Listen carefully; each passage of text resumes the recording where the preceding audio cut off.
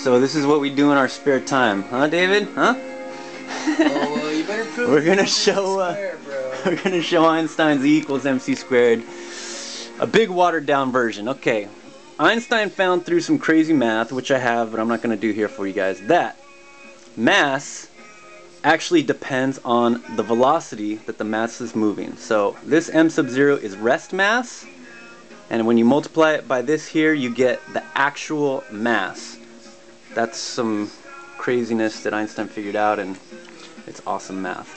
So if this is mass, that means that the force equation, which is ma, means that that m has to be replaced with the rest mass divided by this function here. And a is dv dt, which is the rate of change of velocity. Now, that equals, after you take the derivative with respect to velocity, that ends up equaling the rest mass times acceleration divided by this 1 minus v squared over c squared to the 3/2. That's major, because now what happens is, since this is force, since force becomes this, then that means that we rewrite the work function. Remember, work, which is w, is the integral of f dot dx. Well, remember what f is? It's all of this. So, if we take this integral and plug in f, we get all of this here, where you have an acceleration, you have a dx, and you have velocity in here. But what happens? That acceleration turns into a dv dt, which is this.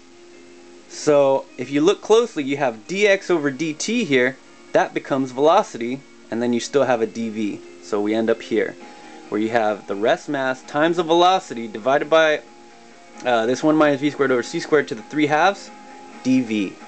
This integral we can do. Takes a u substitution and some other like pretty easy stuff if you know calculus, but this is what we get. That w equals this minus this. But what are these? Well, if we take a close look here, that m naught divided by the 1 minus v squared over c squared, that was this. That was mass. So, what we have is, actually what Einstein did was said, hey, this is energy, and this is energy. But he took this energy and put it on the other side of the equation because he said, look it, this doesn't depend on velocity, but this does. So what does that mean? That means that this, which is the energy of an object that's moving, plus this, which Einstein said is the energy of an object not moving because there's no velocity, has to equal the mass, which was this, times that c squared. And if you change that back to mass, you get the total energy, which is E, equals mc squared. That was awesome. What do you think, David? That was good, dude.